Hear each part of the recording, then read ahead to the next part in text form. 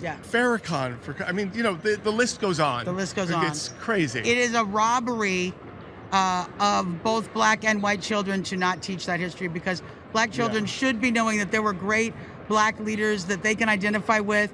And it's like none of these kids know who Marcus Garvey is. Yeah.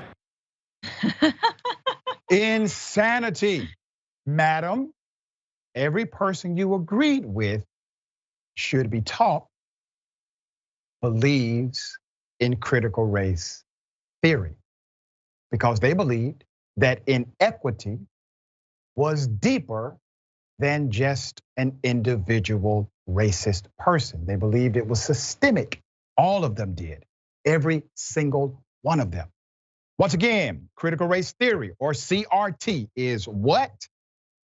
It is an academic legal framework that denotes that systematic or systemic racism is part of American society. From education and housing to employment and healthcare, critical race theory recognizes that racism is more than the result of individual bias and individual prejudice. It is embedded in laws, policies, institutions that uphold and reproduce racial inequalities. According to CRT, societal issues like Black Americans, higher mortality rate, outsized exposure to police violence, the school to prison pipeline, denial of affordable housing, and the rates of the death of Black women in childbirth are not unrelated anomalies. Very simple. Fran thought. It's brilliant. I mean, yeah, she's never gonna get what CRT actually means, but the idea, bless her stupid heart, we should have black leader. They should understand the black leaders. Oh, lady, please. And it just reminds me of the Donald Trump phrase, I won with well-educated, I won with poorly educated, I love the poorly educated. Right. Classic line, and there you have it. There it is. Always a pleasure. Tell people how they can follow you, check out your great work. Oh my gosh, please listen to the Bituation Room podcast. Get it as many listens as Indisputable, or nearly as many listens as Indisputable. Absolutely. You can get that wherever you get your podcast, and follow me at Franny Fio. Thank you so much, Doctor. Always a pleasure, my sister. All right, remember, take care of yourself, take care of each other, take care of the planet. Remember, the truth is always indisputable.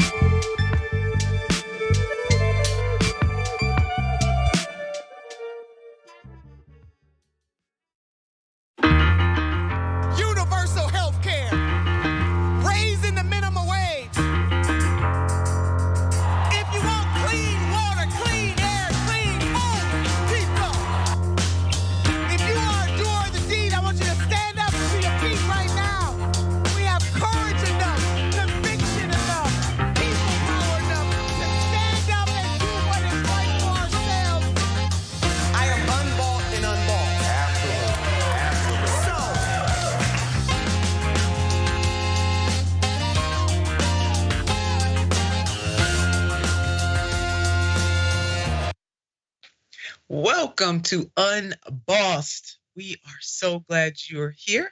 I'm Nina Turner, your host, and in the co-host chair today is none other than Jessica Burbank. Jessica, how you doing today? Great. The co-host chair on Unbossed is a good place to be. Oh, yes, it is. I agree with you. Anything going on in your world in the TYT as you are contributing to what our work here? Yeah, lots of work on the bank failures. It's been fun covering a lot of that. We got to discuss that in some detail on Monday on the watch list, and I was wearing the cowboy hat for it, so that was fun. Very fun. I love when you do your cowboy TikTok, the cowboy hat TikToks. They are the best. If you've never seen Jessica JB on TikTok, baby, you don't want to miss it. She takes complex issues and breaks them all the way down with some help from me, myself, and I, meaning her, and her. Yes, that's how she does that thing. So make sure you check her out on TikTok. Are you woke yet? Take a look at this. Only 7% of Americans consider themselves very liberal, and probably fewer of them consider themselves to be woke. And so, when we talk about traditional, what does that mean to you? Would you mind defining woke? Because it's come up a couple times, and I just want to make sure we're on the same page.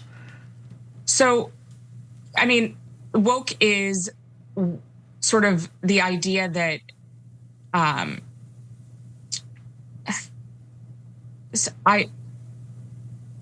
this is going to be one of those moments that goes viral. Woke is something that's very hard to define, and we've spent an entire chapter defining it. It is sort of the understanding that we need to totally reimagine and redo society in order to create hierarchies of oppression. Sorry, it's hard to explain in a 15-second soundbite. Take your time. Take your time. That was none other than Brianna Joy Gray, baby. I call her Bree Joy. So what you just watched was journalist and attorney Brianna Joy Gray asking conservative author Bethany Mandel to define what she meant by woke. Just asking her, what does that mean? We want to make sure we're on the same page. Oh, Mandel needed a lifeline. Serious lifeline. And this is especially important because Mandel is a huge critic of wokeness. This could not define it. She could not define it at all and was proven to be an empty vessel on this matter. She was indeed exposed. And this is 100% grift on Mandel's part, as well as some of her other governor friends and right wingers all across this country using woke, and they don't even know what it means. They don't even know what they think it means. It's one thing to know like the literal definition or the cultural definition, which we're gonna break that down today. But when you don't even know what you mean, she could have just reached behind her, took one of her books off the shelf and just read it verbatim. Okay, because she tried to do all of that after the interview. But check out this headline, which says it all. A viral moment reinforces the hollowness of woke as an attack, coming from the Washington Post. Here is some background on that. So Mandel, that was the person that Brianna Joy was interviewing, had been asked a seemingly simple question by Gray. She was on the show to promote a book she wrote with another conservative writer, a book that purports to demonstrate how, quote, radicals are indoctrinating young people in America. Mandel began the interview by asserting that there is sort of a woke reimagining of our society that is happening in a lot of different ways, spurring Gray to eventually ask her what she meant by the term woke. That wasn't even a hard question. And we might rephrase, goes on to say, we might rephrase that slightly. Woke, as often deployed by the right, refers to something emanating from or related to culture wars issues that you understand as or want to portray as bad. You know it when you see it, in the sense that woke is applied to a broad array of rhetoric and actions that share no common thread beyond being an anathema to the political right. Bump gets that right. Now that lies the problem. The term woke really was co-opted by people like Mandel, the right wingers. It was co-opted by the latte liberals on the left and bastardized by the extremist right. And as W. Camille Bell uncovers in a recent interview about the concept of woke with Michael Harriet explains exactly what it is. And this is what Michael is saying to Bell. There's the word woke, and then there is the concept of woke. That concept has been around for years. The first time we heard the word woke in history was in the 1920s with a blues player named Huddy Ledbetter. He heard about this case of the black boys in Alabama who were falsely accused of raping a white woman. They were in prison, and he wrote a song about it called the Scottsboro Boys. After he finished playing the song, he told the audience, if you are black and going through Alabama, keep your eyes open. Y'all gotta stay woke. Let's put up a picture of the great Lead Belly. Here he is again. And he was just letting them know, just speaking plain to the audience. If you're black and you're going through Alabama, if you're black and going through any state, you gotta stay woke. But this was particularly about what happened to the Scottsboro Boys. So the term woke was originally a watchword for black Americans. But see, these fools would not understand that. And unfortunately, as pointed out in the interview, woke became the battle hymn for latte liberals and used for general self-righteousness and performative social justice, because that's what latte liberals do best. And even the way wokeness is defined in the dictionary, in the Merriam-Webster dictionary, has changed. It has changed. So let's put that up. Merriam-Webster defines woke as aware of the actively attentive to important facts and issues, especially issues of race and social justice. But that's the old definition. Wokeness has become the enforcement of a narrow set of values and a policing of language. It is now a method to shut down any alternative options, even those within the same general range. It's a system characterized by intolerance and showing one's own superiority by denouncing those who step out of line. Now, Jessica, Mandel needs to go on back to preschool on this because she wasn't ready. Yeah, was not ready. Oh my gosh, it's such a beautiful moment. I mean, a really great journalism from Bree Joy Gray. That was brilliant. Conservatives like to define themselves out of a problem though, don't they? They like to make the definition something so that it favors their arguments. Ben Shapiro went on Twitter right after this, and he's like, it's when all of the disparities in society can be explained by systemic injustices. When if you said the word most instead of all, instead of saying an absolute, people would easily agree with you. So that's what they do. They try and corner you with their own definition of the word. It should be defined by the people who came up with it, who started using it, and who use it to describe themselves. But if she were to say that definition, if she were to say, well, it comes from folks in the United States who are black, who are warning others about being aware of the violence of white supremacy, defining the word itself, they would have to acknowledge racial injustice in the United States, which they vehemently want to deny. So I'm sure as she's searching for a definition in her head, she went through a few and was like, it's when you're aware of your country's history. No, can't say that. It's when you're aware of systemic oppression. No, that I can't say that. I'm sure her brain was just going a million miles a minute because it's all about denying reality. Yeah, it is. I mean, and you could tell, you could see the light bulbs going on and off in her head about what to say. You're absolutely right. And Bree Joy does an excellent job of exposing Mandel, so much so that Mandel's prediction, you all may remember, she made a prediction during her search for her definition of woke about part of her interview going viral. Well, somewhat of a prophecy that actually came through.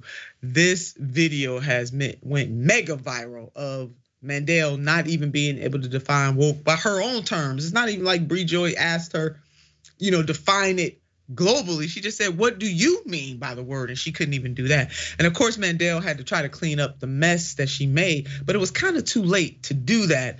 This did not stop her though from trying.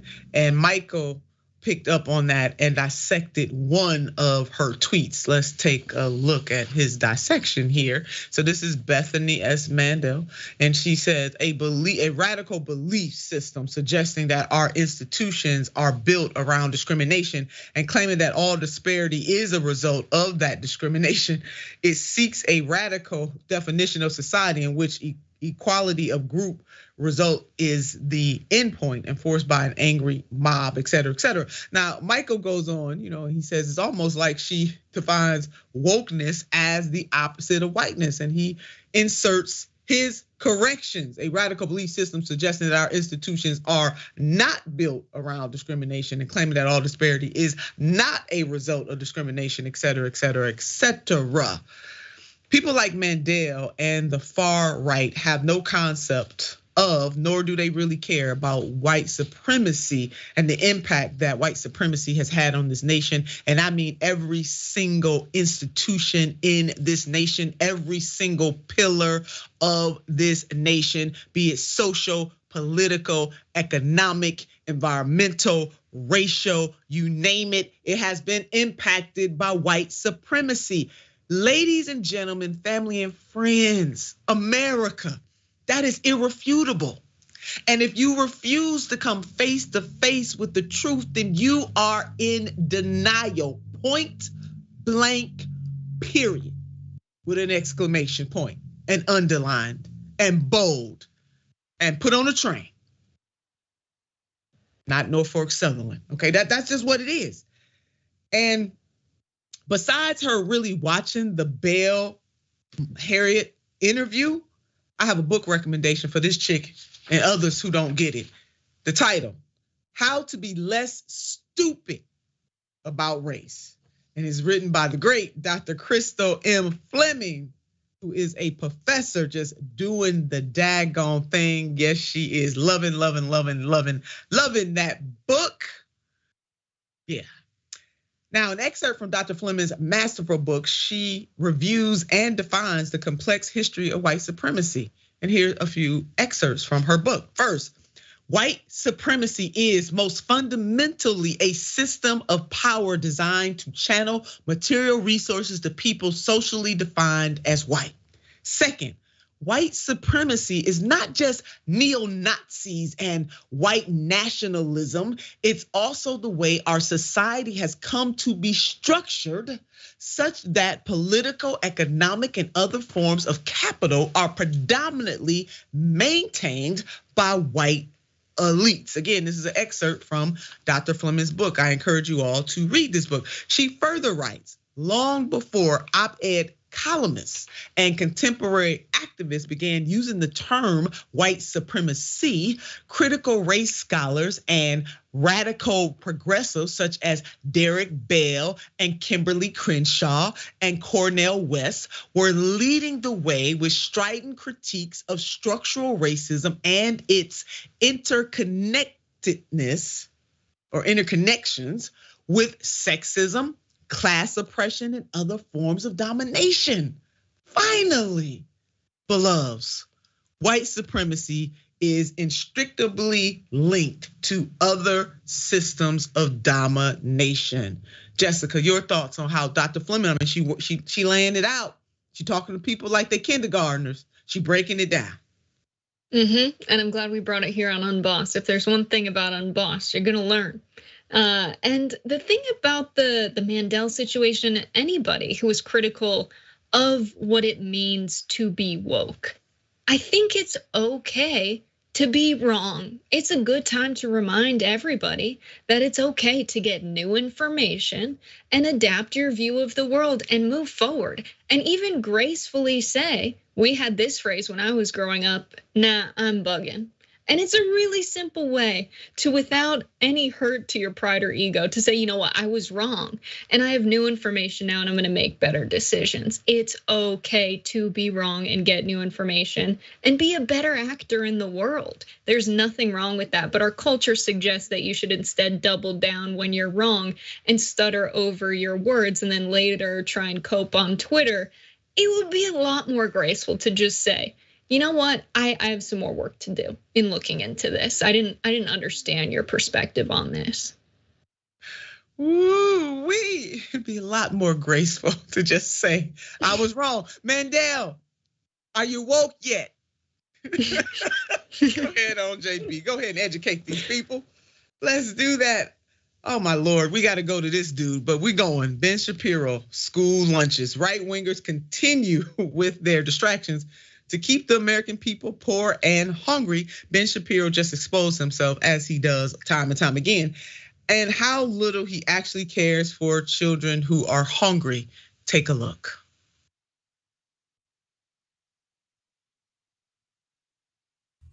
If government can protect kids from the sick radical left, shouldn't they also protect kids from hunger? Wouldn't it make sense to strengthen food stamps and have school lunch be free, since some kids are in school lunch debt?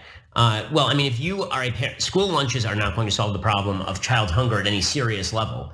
If you Feeding people combats hunger. Genius. I mean, it's really not that complicated. There are just so many things wrong with what this dude just said. So let's go ahead and break it down. During 2020, the federal government made school lunches free. We know that little thing called the pandemic, COVID-19, which is not over yet. It's not over, despite what you hear some of maybe your favorite people say it's not over. We may be done with the pandemic, but baby, the pandemic is not done with us. But I digress. The effect of the free meals was really dramatic on the students and their families who needed those free meals. Parents, many of them facing layoffs, illnesses, and grief, no longer had to worry about the cost of lunch for their kids. However, that magnificent program expired back in June of 2022 because who needs to eat after the pandemic? Even though it's not over, I'm just using their words. But who needs to eat once the federal government has declared the pandemic over? Who needs to eat when these governors of these right-wing states have declared that the pandemic is over? Who needs to eat? Kids don't need to eat. They're just not hungry anymore after that. Oh, I sigh deeply. Congress had a chance to fix it. Democrats had the House, but they still let it expire. Did you hear me? The 117th Congress that you hear me talk about quite often. As per this headline from June of 2022. Here we go. A program that helps millions of hungry kids is about to expire. Inflation and supply chain issues are wreaking havoc on school lunches. Congress has 1 month to fix it. And guess what? They did not fix it. 30 million children rely on free school lunches. From 2018, take a look at this right here, the counter. 30 million children rely on free school lunch. Where do they eat when school is out? And Jessica, one of the things that, on the Sanders campaign, one of the programs that we had within our Thurgood Marshall plan, which is a very comprehensive plan about education, was that children would be able to get free lunch all year long. So it didn't matter if school was officially in or not, that there should be money set aside and programs out there so that children can get their breakfasts and their lunches all year long. Your thoughts? I really appreciate what you said. We have this perverse obsession with complexity in policymaking. It's so weird. And it's gotten to the extreme that someone is saying food will not resolve hunger. That doesn't make any kind of logical sense. And really, them trying to persuade us that by giving students lunch now, we will have some kind of long-term economic implications that will be bad for us is ridiculous. It's unfounded. Of course, more food given out to folks will help resolve hunger. Of course, providing housing will address homelessness. It doesn't need to be made more complicated than that. And it's an excuse for them to do nothing in the short term or the long term, honestly. Of course, we can pool our resources together and provide lunch for students. There's no reason why we can't, but there's a reason why Ben Shapiro's saying what he's saying. And it's because people are more willing to have their labor exploited because they don't really have much of a choice when you're depriving them of their most basic needs. And of course, that's what corporations want. They want people to be willing to work for long hours and low wages and be so desperate that they'll do that. And that's why Ben Shapiro is paid very well by his corporate sponsors. Going hungry is their answer to hunger. They don't have an alternative approach that is good for the economy, and they're denying the obvious answer and making it seem like the problem's more complicated than it really is. There it is. And by the way, Ben Shapiro is an idiot. Let me just put that out there as well. So the cost of school lunches has always been an issue, America. This is not new just because of the pandemic. The pandemic just simply exacerbated a problem. And this is a problem of our social contract, one to another. As Jessica just laid out, this is not complicated at all. Children are hungry. We need to feed them. Children are hungry. It is our collective responsibility to do something to help them. They could not choose who their parents are and are not. They could not choose what zip code that they are born in. Hello, somebody? And what civilized society, underline bold that, underscore that, what civilized society would sit back and allow and know that children are going hungry and say that it is okay? Like that idiot Ben Shapiro, because that is exactly what this man is. Let's just go ahead and call the thing what it is. See, here on Unboss, we don't play games with it. We don't have a genteel way to explain how immoral some of these things are that these right wingers are coming up with. America is wrong all day long. 365 days of the year and twice on Sunday, as my grandmother would say. It's wrong. What is wrong with us? Something is wrong with us, America. It really is. So this problem of childhood hunger is real, and we have the resources as a nation to actually do something about it. So something that Ben doesn't believe. Take a look. Is a problem of children actually starving. That is a child endangerment scenario to which CPS needs to be called. If you're talking about like actual child starvation, the truth is it does not take that much money to feed a child. I know I have 3 of them. You should be feeding your child before you feed yourself. It's that simple. There's a much deeper problem at work than school lunches if kids are legitimately starving. If only it was that simple. You know what? Because he can feed his kids. Everybody else should be able to too. I definitely wish that was the case in America, but it is not. Everybody's not a multimillionaire like Ben Shapiro. But here we go. Average school lunch costs about $2.50 a meal. That's $50 monthly expense per child. This reporting is coming from Vox. When it comes to nationwide, let's put up this map here that we have. What do students pay for school lunches in your state? And you see all of our beautiful states and all of the beautiful colors from $0 to $3 per state, and it varies by state. At the end of the day, if it doesn't cost that much, then maybe we should just pay for the school lunches. Doesn't that make sense? If it doesn't cost that much, then maybe we should pay for the school lunches. It's called an investment in our future. Let's look at it like that. Let's say it's an investment in our future. Or maybe if our children, Jessica, were a bank that went belly up, then maybe we could get some attention and the problems will be solved. Yeah, it goes to show what the priorities are. It reminds me of that phrase that people always use when we're talking about, public programs that people like to call welfare, but they're like, well, if you give a person fish, they'll eat for a day. If we teach them to fish, they'll be able to feed themselves for their lives. That is so backwards because right now there is no fish for people. If you're a kid, you don't have the perception of where your lunch money came from. You really don't. I can't remember that as a kid. You don't know you're getting a handout. Moreover, this is money that people have put into the public school system. These are taxpayer dollars that go to local school systems. People worked for those dollars. Ben is saying he has a better idea for how they should be allocated. Instead, we should have, maybe tax breaks for the rich and your kids shouldn't eat at school. It doesn't make sense. If people want their money to go towards their kids' lunch, they're already paying for it. They're already paying their taxes. It is not a giveaway. It is not something that's being done for free. Moreover, if your kids are hungry at school, guess what? They're not going to learn very much. It's bad for the economy in the long term. If kids don't retain what they learned in school in K through 12, they're not going to be very innovative. They're probably not going to be great workers after that. That's not good for the economy. But the baseline is it's cruel to just think that people should go hungry, to make that deliberate choice. And we shouldn't have to go further than that and talk about the long-term economic implications of this.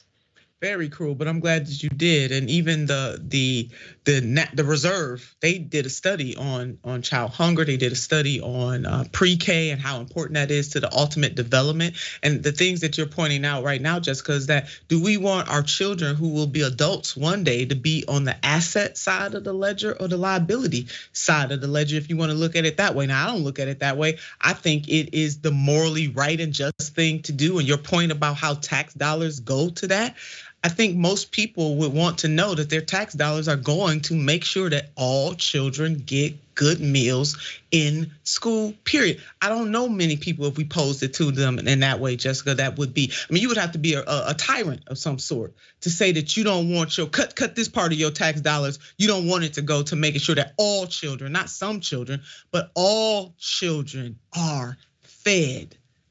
And if children are going hungry, beloveds, that means that their community most likely is going hungry. It means that their mama and their daddies most likely are going hungry. You got that Ben Shapiro talking about feed the kids first. What the hell do you think parents are doing? Most parents do that first. Genius. The man is such a genius. Lord have mercy. Let's put up this last graphic. If it doesn't take much to feed a child, which is exactly why we should do it. Thank you, Righteous Jay. It is just as simple as that. If it doesn't take much to feed a child, which is exactly why we should do it, America, we got to do something about the path that we're on. This is dangerous. Let that marinate. We'll be right back after this.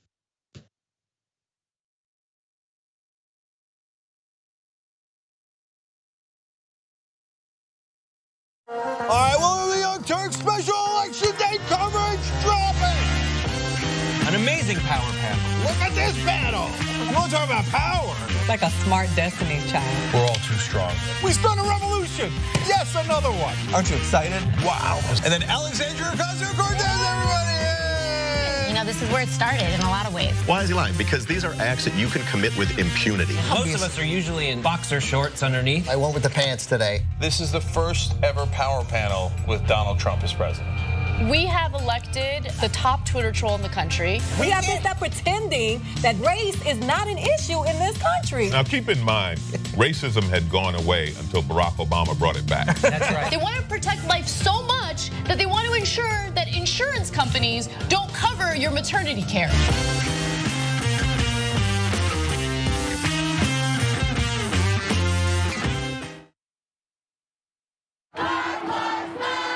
You don't see a lot of news coverage in the mainstream media of the peaceful Black Lives Matter protests that happened throughout the country. Black Americans are hurting. Minorities in this country are hurting. We always talk about starting from the bottom up, but the problem is the bottom up is always the least amount of power. No one cares about them, and until someone actually cares about them, then we'll do something about it. Please, for God's sake, America, understand, acknowledge, and work towards getting to a new reality where Black lives actually matter.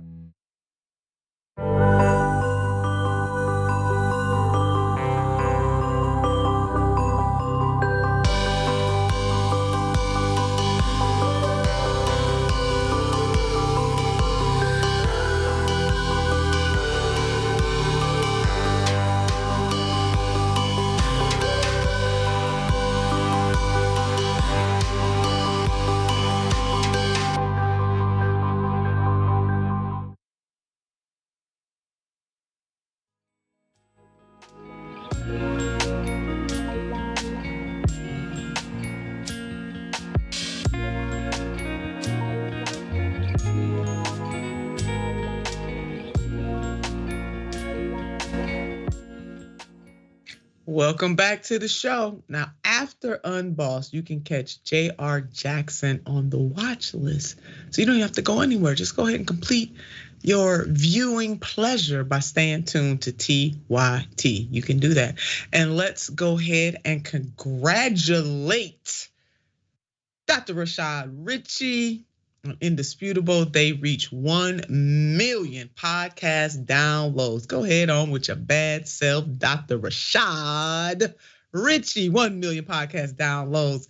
If you are not subscribing, come on, do that. Go ahead, listen to Dr. Ritchie. You can listen to Unbossed, and you can become a member of TYT.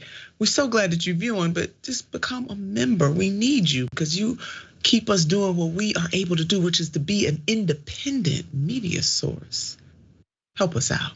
All right, to my favorite part of the show, TYT comments. We're starting with our members. Mountain Dragon. Hey, Mountain Dragon. Nina and Burbank, exclamation points. Strength and love from two of the bosses of the internet. We couldn't be more lucky. We received that, don't we, Jessica? JB, we received that. America needs a reboot. I agree with you.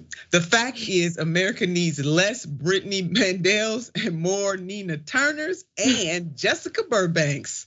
I know that's right. America needs a reboot, even though I must put an asterisk by that. Or you know when those drug commercials are, the prescription drug commercials, Jessica, come on the commercials, and they had that real small print that you damn it, you can't even read. They don't even want you to read it, but it's there for legal purposes.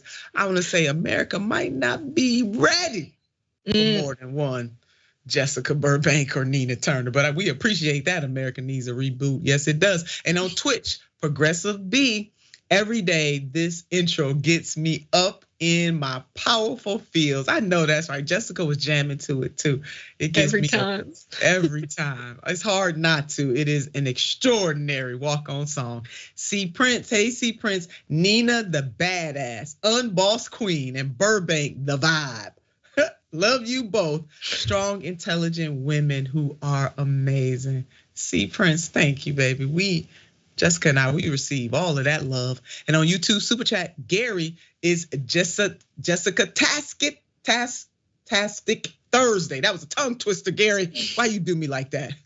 Jessica Thursday. Yes, it is. And Gail, tell it, Sister Turner. The right wing use of woke is equal to their use of the N-word. Just saying. Just saying, Gail. Go ahead and put it on out there straight. And Hoover, hey Hoover, now you going strong this week. Ben Shapiro is a bully who bullies himself into thinking the garbage he spews is, quote, fact-based, end quote. To quote Ben himself, not only do facts not care about your feelings, Ben, they literally prove your feelings are warped. Amen to that, Hoover.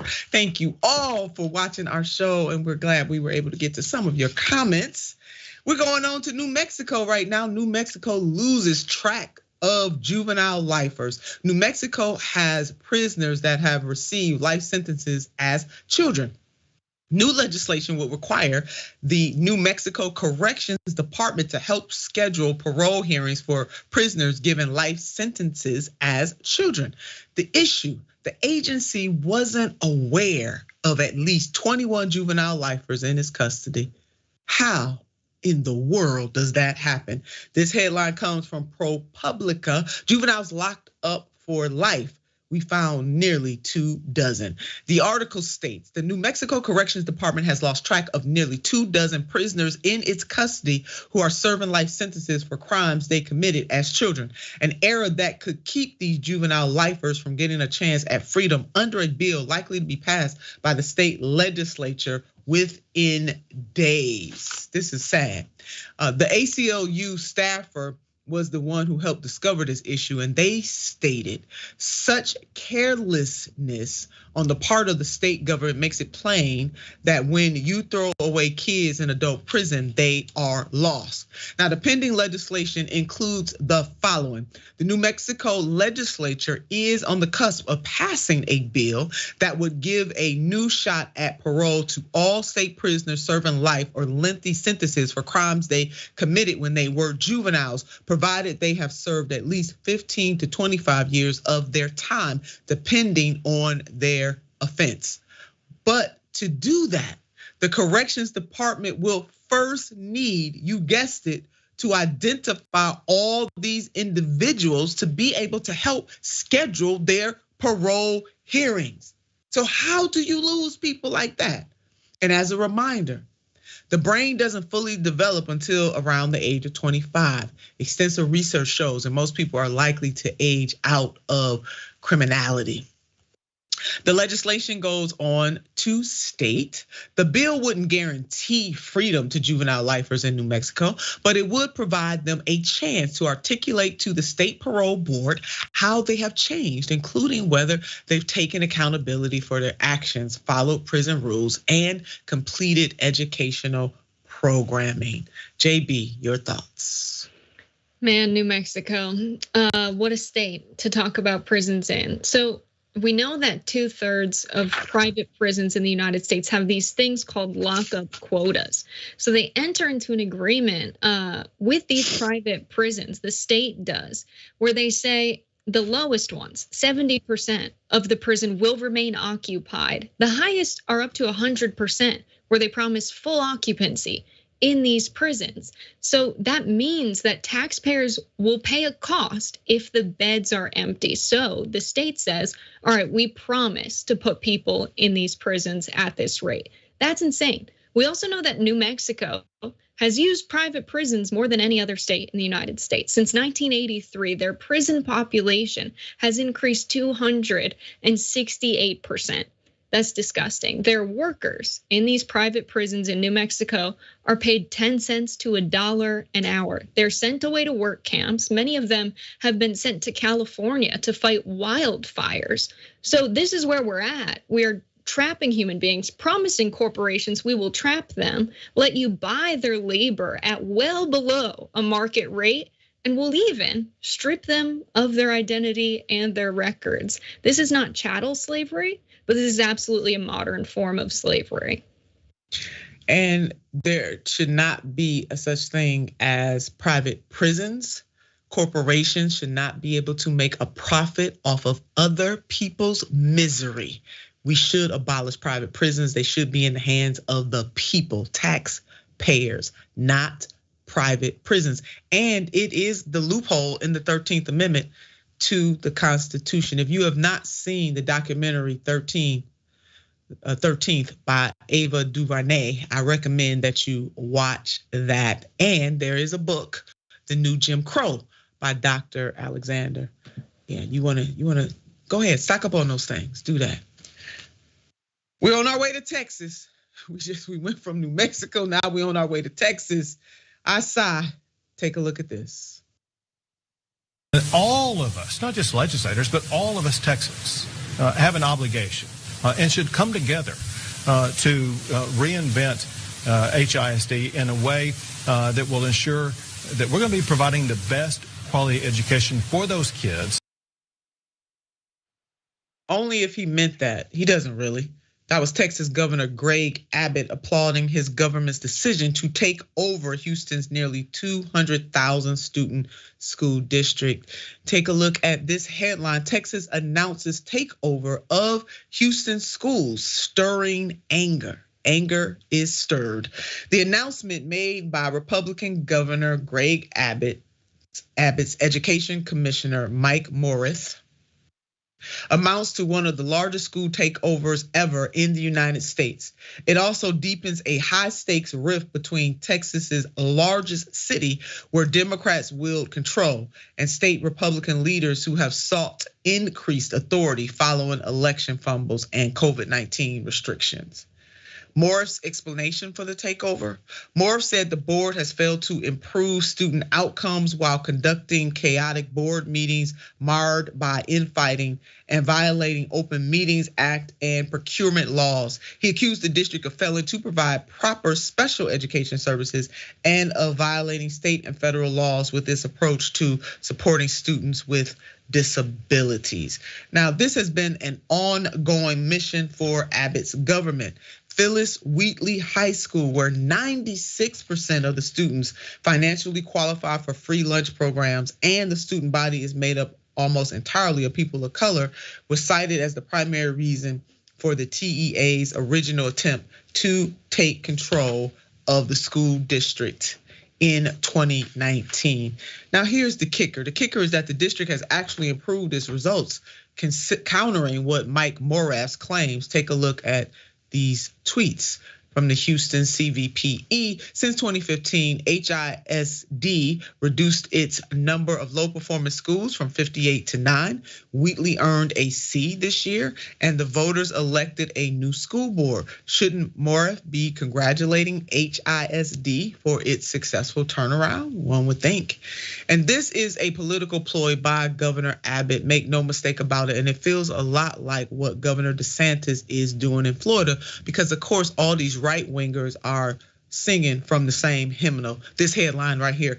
Abbott says schools must stop pushing woke agenda. There it is. Now they need to go on back and look at what Jessica and I did in that first segment and breaking down what woke really originally meant. And they need to pick up Dr. Fleming's book. Jessica? Yeah, it's so hard to watch the news and not, or even read the news and be not desensitized to stuff like this. Because when I first read this story, I was like, yeah, of course this is happening in Texas. But if I take away the word Texas and the word Houston and really just talk about bare bones what's happened here. So a community had a school that was run by people who were elected from the folks in that community to represent them, be on the school board, run the schools. The teachers are from the community, and then folks who don't live in that community decided they don't like how they're doing things, so they took it over and decided to make their own rules about what should happen there. That is authoritarianism. That's anti-democratic practices at their core, what's going on there in Texas. And so they try and make it seem like this school district wasn't doing well and we're coming in to help them. And of course, as you break down, that's not at all what was going on. And of course, they don't mention that this district hadn't been receiving adequate public funding for quite some time. And that's why they weren't doing so well. Still with that constraint, they were improving upon themselves. So it's very obvious this is an agenda they have for political reasons. And it's coming from the same party that's warning about big government. We need to have more local decision making in the United States, but it's only if those local districts agree with what they think and what their agenda is. That's anti-democratic at its core. Yeah, it is. You got to do what the overlords say, or else they're coming in and taking you over. So there's no surprise that there are a lot of critics of Governor Abbott and what he is doing, rightfully so. And the Texas State Teachers Association weighed in on this, and so did the ACLU, the American Civil Liberties Union of Texas, condemned the takeover. At a news conference in Austin, state Democratic leaders called for the legislature to increase funding for education and to raise teacher pay. Absolutely must be done. So instead of, an annual Census Bureau survey of public school funding showed Texas spent about $10,000 per pupil in the 2020 fiscal year, more than $3,000 less than the national average, according to the Kinder Institute for Urban Research at Rice University in Houston. So they're not even making the requisite investments to ensure that the children in those school districts get the proper education that they not only need, but they deserve. So instead of announcing a takeover of the school district, Greg, how about you do your job as governor and just go ahead and put some more resources into educating the children? How about that? You could do that. But to be honest, that's a lot to ask of a guy who said this during the Uvalde massacre.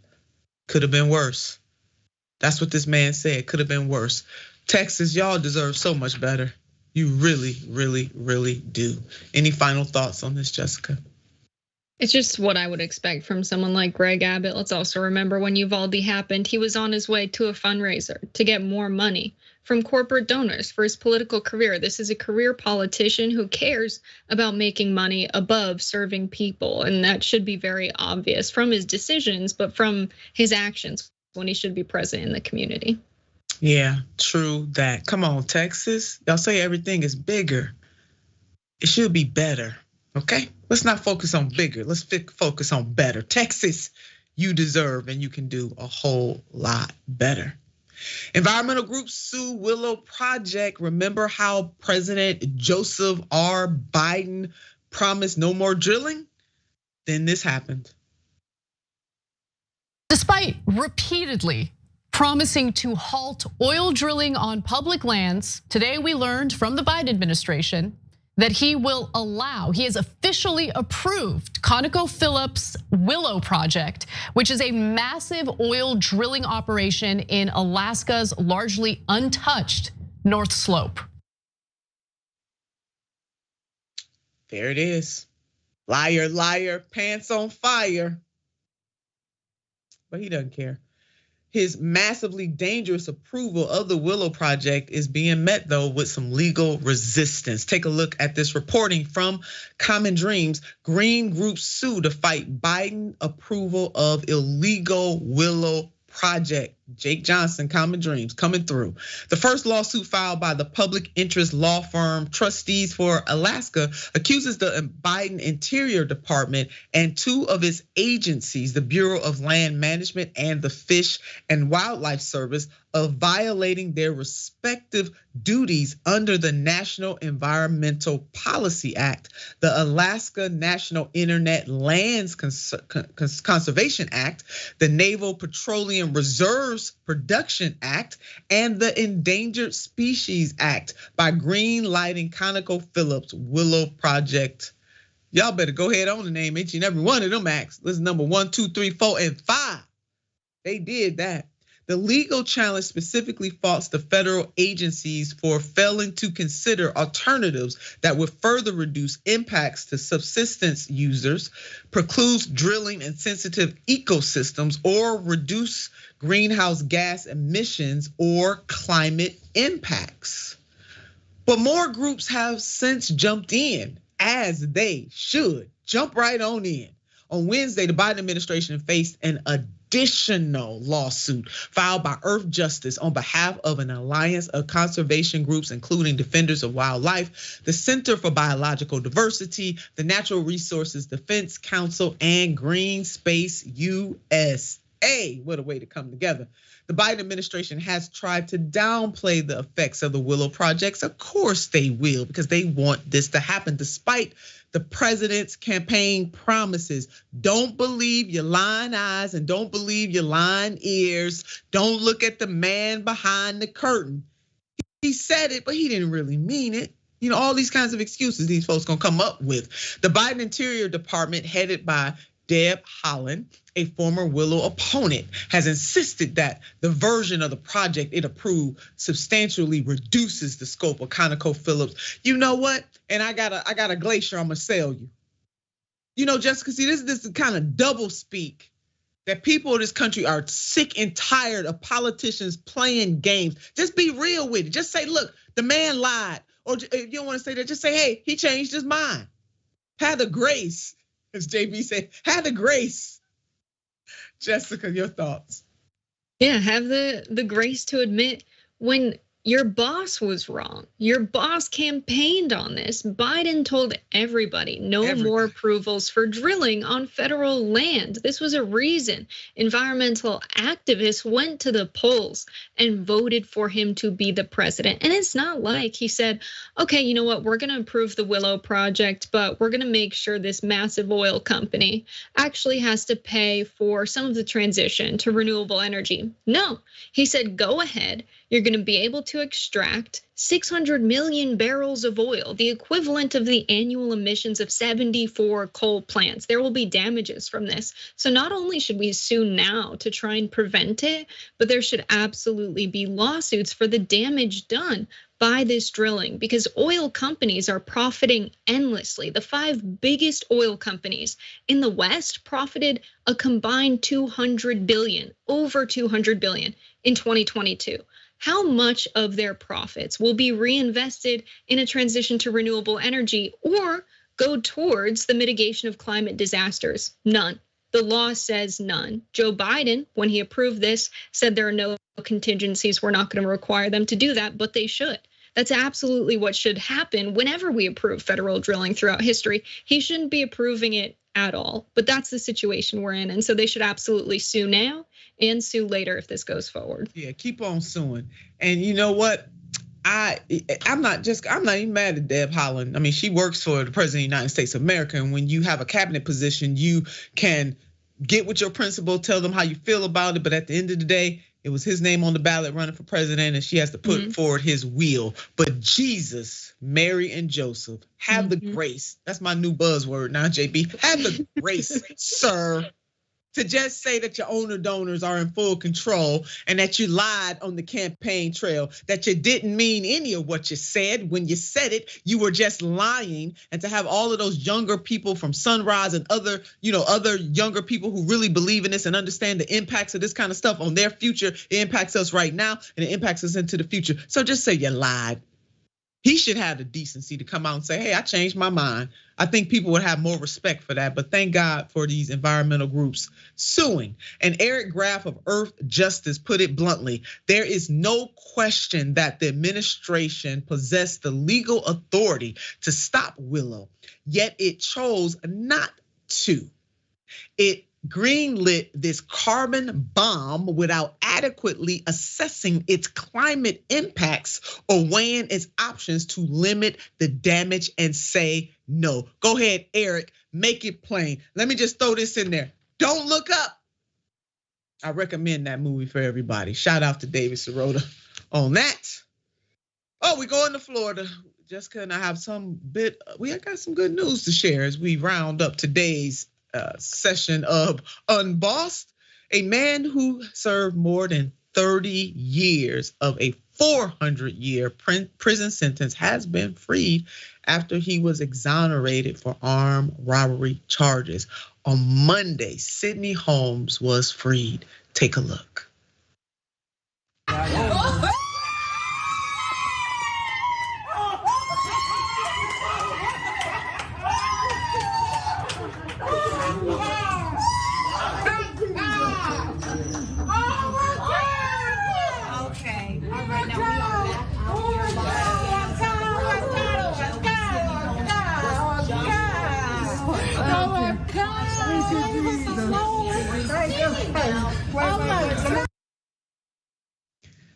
Oh my God, indeed, Jessica, that hug huddle.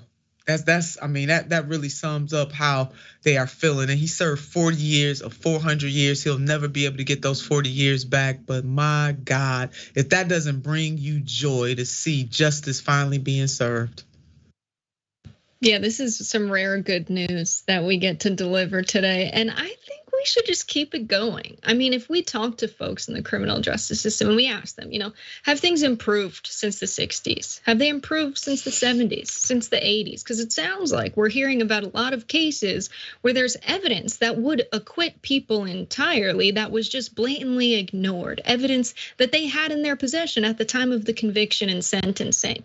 So maybe if things are better now, we should go back and review all of those prior convictions. It seems like a good investment of taxpayer resources considering what we spend housing people in prison. I don't know, the cost benefit analysis seems to be in public favor there and on the side of justice. I agree with you, Jessica, wholeheartedly. And let us bring people up to speed on Sidney Holmes. It's just, that clip just says it all. We could have ended right there. Sidney Holmes was arrested on October the 6th in 1988 and then convicted following a jury trial in 1989 for allegedly serving as the driver for two unidentified men who robbed a man and a woman at gunpoint outside the store.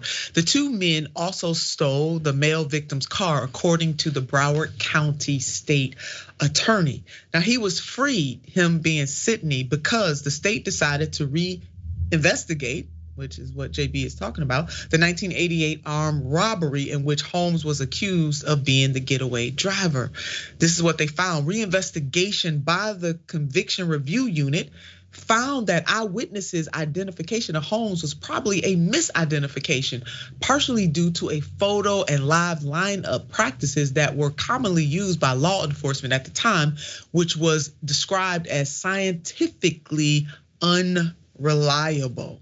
Prosecutors with the Conviction Review Unit determined that Holmes has a plausible claim of innocence because of how he became a suspect and because of the precarious eyewitness identification that was the principal evidence against him at trial. And this is coming from Harold Pryor, the Broward County State Attorney.